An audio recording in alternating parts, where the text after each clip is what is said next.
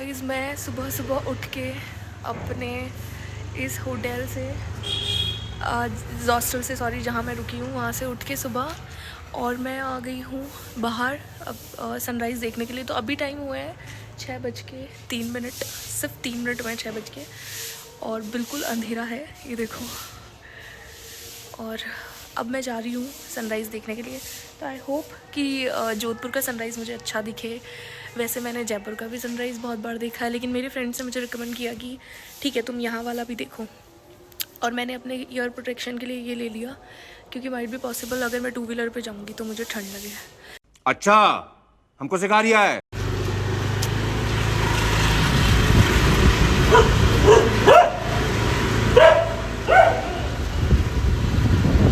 A few moments later. तो 2 wheeler की ride complete करके और थोड़ी बहुत ट्रैकिंग करके मैं आ गई थी जोधपुर के सनराइज़ पॉइंट पे, जहाँ पे मुझे सिर्फ और सिर्फ अभी तो मेहरानगढ़ दिख रहा था लाइटिंग के साथ। तो गाइज़ मैं इतना वहाँ नीचे से चढ़ के यहाँ तक आई हूँ और अभी और थोड़ा ऊपर हम लोग को जाना है एंड देन उसके बाद फिर हम लोग सनराइज़ देखेंगे। वैसे ऐसा जयपुर जैसा ही कुछ सा है ये, जैसे हम लोग नाहरगढ़ से देख सकते हैं वैसा सा ही कुछ है, पर ठीक है देखते हैं जोधपुर में ऐसा क्या अलग है। मतलब जैसे जयपुर में ये व्यू दिखता है पीछे का वैसा ही सब है। तो जैसे ही मैं ऊपर गई ट्रैकिंग करके और थोड़ा सा, तो मैंने देखा कि थोड़ी ना मॉर्निंग हो गई थी, मतलब प्रॉपर मॉर्निंग हो गई थी, लेकिन सनराइज़ अभी तक भी नहीं हुआ था। और मैं बहुत देर से वेट कर रही थी एक्चुअली कि सनराइज़ हो जाए और मैं चारों तरफ देख रही थी। मतलब ये जो पॉइंट्स हैं एक्चुअली मैं यहाँ से भी देख रही थी कि मुझे सनराइज़ दिख जाए। तो गाइज़ हम लोगों ने बहुत देर तक वेट कर लिया, अभी तक तो सनराइज़ हुआ नहीं है। अब मुझे लगता है कि वापस चले जाना चाहिए हम लोग को अब। मुझे लग ही नहीं रहा कि आज सनराइज़ होगा और मैं देख पाऊंगी जोधपुर का सनराइज़, क्योंकि मैं बिना मन के आई थी इसलिए मेरा मन नहीं था। लेकिन ठीक है क्योंकि अभी टाइम हो चुका है 7:15 और still we are waiting for sunrise और हमें नहीं दिख रहा है भाई। मतलब इतनी देर से हम लोग वेट कर रहे हैं। ये देखो मेरे पीछे हम इतनी देर से वेट कर रहे हैं, सूर्य देवता आ जाओ आ जाओ आ जाओ। लेकिन मुझे लग रहा है कि आज थोड़ा मतलब फॉगी सा वेदर है और फॉग ज़्यादा है, तो शायद ही आज सनराइज़ होगा। तो देख लेते हैं और 5-10 मिनट और फिर चलते हैं। तो गाइज़ फाइनली मुझे और मेरे फ्रेंड्स को ये तो समझ आ गया था कि आज हमें सनराइज़ नहीं दिखने वाला है। तो हमने सोचा कि भैया अब यहाँ से निकलते हैं। तो वहाँ से निकलकर मैं सीधा पहुँच गई थी अपने होटल जहाँ मैंने स्टे किया हुआ था और मैं आ गई थी नहा धोकर रेडी होके, क्योंकि आज मेरा बर्थडे है इसलिए। और अब रेडी होके मैं निकल चुकी थी अपने इस होटल से बाहर, क्योंकि आज मेरा मन था जोधपुर एक्सप्लोर करने का। तो जिस जगह पर मैं रुकी थी गाइज़ बहुत ही ज़्यादा एस्थेटिक सा प्लेस था ये, बहुत ही सुंदर। तो सबसे पहले आज मुझे यहाँ से निकल कर जाना था मंदिर, क्योंकि आज बर्थडे भी है और यूजुअली भी मैं वैसे मंदिर जाती हूँ। तो मैं चली गई थी द्वारका नाथ जी के मंदिर, जो कि बहुत ही सुंदर और बहुत ज़्यादा पुराना था। अभी उसका रिनोवेशन का काम चल रहा था, लेकिन फिर भी मंदिर बहुत ज़्यादा सुंदर था। तो मैं पहुँच गई मंदिर और मैंने हाथ जोड़े भगवान के आगे और उनसे जितनी भी विश लिस्ट में जितनी भी मेरी विशेज़ है सारी मांग ली और उनसे कहा कि आज मेरा बर्थडे है, थोड़ा सा ज़्यादा स्पेशल आशीर्वाद दे दो मुझे। और फिर मंदिर से मैं मतलब पूजा वूजा करके और फिर वहाँ से मैं निकल कर पहुँच गई डायरेक्ट कुछ खाने के लिए, क्योंकि पेट पूजा भी तो ज़रूरी है भगवान की पूजा के बाद में। तो ये मैंने खाया, जोधपुर का कुछ फेमस रोटी है वो, तो ये थोड़ी मीठी थी। उसके बाद मुझे खाना था कुछ तीखा, तो मैं निकल गई थी शाही समोसा, लेकिन मैंने खाया मिर्ची बड़ा। खाना खाने के बाद में गाइज़ मैं चली गई थी अपनी नेक्स्ट डेस्टिनेशन पे, और इस डेस्टिनेशन का नाम है गाइस जसवंत टाडा, जहाँ तक पहुँचने के लिए हमें जोधपुर के ऊपर से जाना पड़ता है और जोधपुर बहुत सुंदर दिखाई देता है। तो यहाँ जाने के बाद सबसे पहले आपको एंटर होते ही एक टिकट काउंटर होगा। टिकट काउंटर से आपको लेना है अपने लिए टिकट लेने के बाद में आप वो जब एंटर करेंगे अंदर तो आपको अपनी टिकट सबमिट करवानी होगी एंड देन फिर जैसे ही एंटर होंगे तो नज़ारा कुछ ऐसा होगा।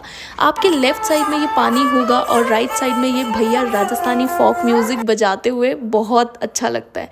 एंड देन फिर यहाँ से आप एंटर करेंगे, सीढ़ियाँ चढ़ के आप ऊपर जाएंगे तो आप देखेंगे कि बहुत ही सुंदर वाइट कलर का ये मतलब म्यूज़ियम है। एक्चुअली जसवंत टाडा जो है ये एक तरह का म्यूज़ियम है जो बहुत ही सुंदर बना हुआ है। और ये जो आगे गार्डन एरिया है, ओ माय गॉड, मतलब जब मैं इसको एक्सप्लोर कर रही थी मुझे इतना ज़्यादा अच्छा लग रहा था। कितना सुंदर लग रहा है ये वाइट एकदम मार्बल से बना हुआ, बहुत ही ज़्यादा एस्थेटिक जिसको कहते हैं हम आजकल के लोग, वैसा लग रहा था। और इसके बाहर ना थोड़ा सा गार्डन भी है, वो भी बहुत ही सुंदर है, बहुत मतलब बहुत सारे गार्डन एक्चुअली। जोधपुर के इस म्यूज़ियम को देख के ये तो समझ आ गया था कि ये बहुत ही ज़्यादा एस्थेटिक प्लेस है। इसके बाद मैं चली गई थी अपने नेक्स्ट डेस्टिनेशन पे जिसका नाम है ब्लू स्ट्रीट, जिसके लिए जोधपुर बहुत ज़्यादा फेमस है।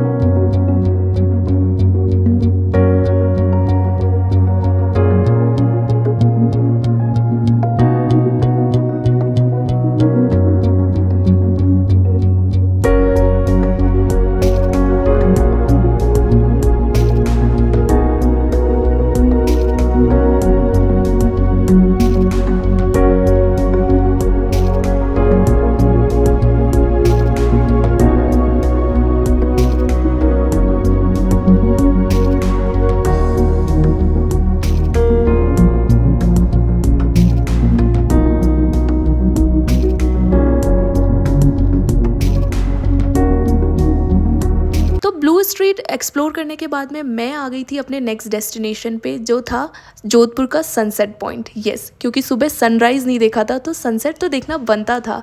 और मैंने बहुत सुना है कि यहाँ से सनसेट बहुत सुंदर दिखता है, तो मैं पहुँच गई वहाँ पे सनसेट देखने के लिए।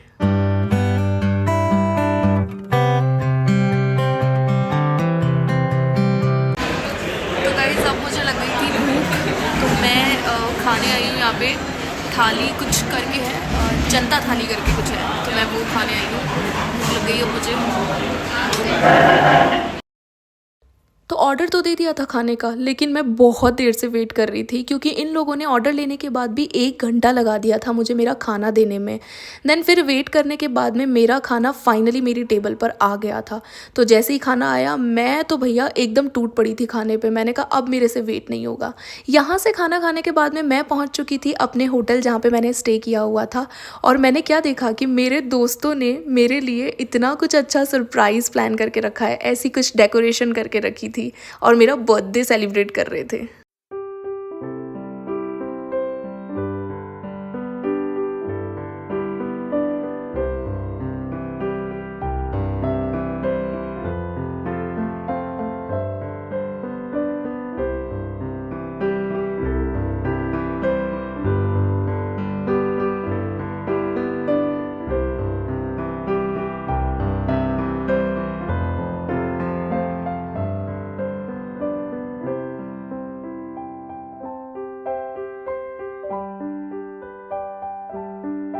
और गाइस कुछ इस तरीके से मैंने अपना बर्थडे सेलिब्रेट किया, बहुत ही सिंपल तरीके से। और अब हो चुका था मेरा बर्थडे कंप्लीट और इस व्लॉग को भी यहीं करते हैं कंप्लीट।